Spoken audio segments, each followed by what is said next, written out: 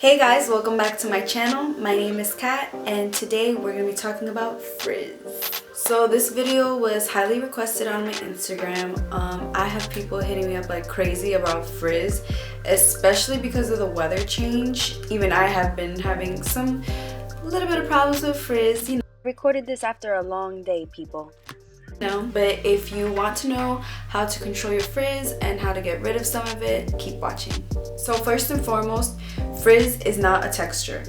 A lot of people think like if you have frizz, you have volume, but you can achieve volume without frizz. Most of the time when you have frizz, your hair is telling you something, like your hair is saying, "Girl, we need hydration." I know you're probably like, oh, well, I deep condition. Like, okay, well, your hair is telling you need to do it a little more. For me, honestly, when my hair gets frizzy or if my hair's not working against me, it's telling me like it needs a lot more hydration and I'm not giving that to my curls. Especially now, if you live in colder areas, it's gonna start to get colder, which means your hair is gonna start to get drier, which means you're gonna have frizz. The first way to avoid frizz is to hydrate your curls. Your curls need hydration. This means no silicones, no parabens, no sulfates in your shampoo and conditioner, especially because that's what you're cleaning your hair with. You need to deep condition. I have a bunch of deep conditioners that I recommend. I'll list some below, but you honestly need to deep condition, whether it's once a week, twice a week, 3 times a week. You can deep condition in the shower. I personally like to deep condition overnight just because it adds intense moisture to my hair and it just gives my hair like a totally different feel, and the deep conditioner gets so soaked into my hair that it literally creates a cast and creates curls. Like if I wanted to, I can just put a deep conditioner and do that as like a wash and go, but yeah, deep conditioning is so important. That's the first question I ask when people tell me, oh, they have frizz. I'm like, well, how often do you deep condition? Another reason you might have frizz is you might need to change your products. With winter approaching, like I said, the air is different. It's different than the summer. You need to change your products. You might need to use more leave-ins and more creams instead of more gels and more stylers. And I'm not saying that you can't use gel during the winter, because I have gel in my hair right now and it looks bomb. But try to find maybe a lighter gel. Make sure your gels aren't making your hair too hard, like they're still giving room for moisture. Play around with products that are lighter but hydrating, not just stylers or not just for texture. Hydrating products. You might need to trim your hair. A lot of girls hit me up like, oh, I have frizz, look at this picture, and I'm like, girl, you have like 4 inches of dead hair. Like, what are you gonna do with that? Cut it off. When you cut off that dead hair, you will see less frizz and it's gonna be easier to manage. Like, your ends can kill the rest of your hair.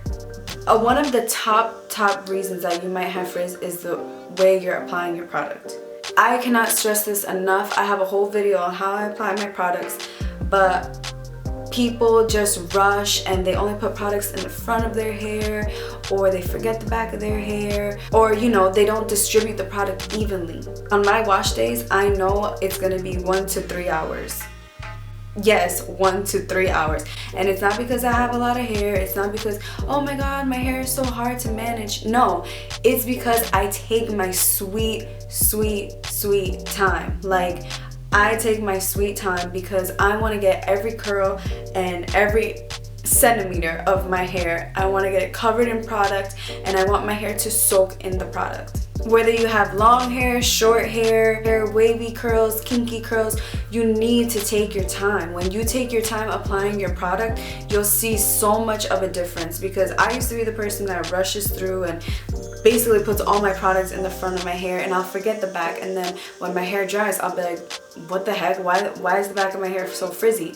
And it wasn't till I started recording myself doing my own hair that I realized, like, wait, I'm not applying products in the back of my hair. That's truly how I started to put products in the back of my hair, because I started watching videos and I'm like, no wonder I have frizz. Like, I don't even have any product in the back of my head. Like, the back of my head used to look like a nest. Take your time when you're applying your products seriously, because it will make a huge freaking difference. Another way that frizz happens for those who diffuse is you're diffusing wrong. If you're diffusing and shaking the crap out of your diffuser, you're gonna get frizz. Like, you're not gonna achieve volume by shaking the diffuser. You need to relax and let the air do the work.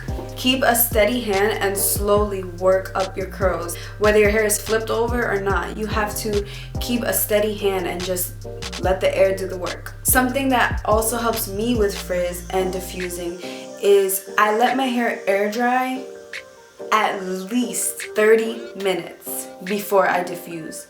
And that doesn't mean I just let my hair dry 30 minutes. That's at least. Like, if I'm gonna rush, I'll be like, damn, I have to settle for 30 minutes. Another reason why you might have frizz is touching your hair. Your hands do not have any hydration on them. Nothing. So whatever's on your hair and your little strands of your hair are gonna stick right to your hands and stay out. They're not going to stick to your hands and go back. They're going to stick to your hands, stay out, and create frizz. I always suggest to have something on your hands when you're touching your hair. I mean, if you're touching it during the day, you know, it's kind of different, like if you're moving it out of your face or whatever. But when you're during your product application and on your wash day, you cannot touch your hair with bare hands because you're going to get frizz. Right off the bat, you're going to get frizz. Having an oil on your hands, even water is fine, or the product that you put in your hair. So, with all that being said, I would say the most important ways to avoid frizz are hydration. You need to hydrate your curls, like you need to. If you think you're doing enough, you're not. Application. Take your time. Change your products. If you're using all gels, try more leave-ins. If you're using all stylers, try a leave-in with a styler. Try to add in some oils into your wash day. Don't forget to trim your hair. Yes, the ends of our hair are only at the end, but they can affect the rest of your hair. And weigh down the curls that need to be up and defying gravity. Take your time applying. I cannot emphasize this enough. Take your time applying. Like, set aside a bunch of time on whatever day you're free, on whatever day you have the most time. Make that your wash day and take your sweet time applying. Diffuse. Do not shake your diffuser. Let the air do the work and be patient. Stop touching your hair with bare hands. You need something on your hands, something. Hopefully this video helped you guys. These are just my tips that I use with frizz that help me with frizz the most and what personally got rid of a lot of frizz for me and for my hair.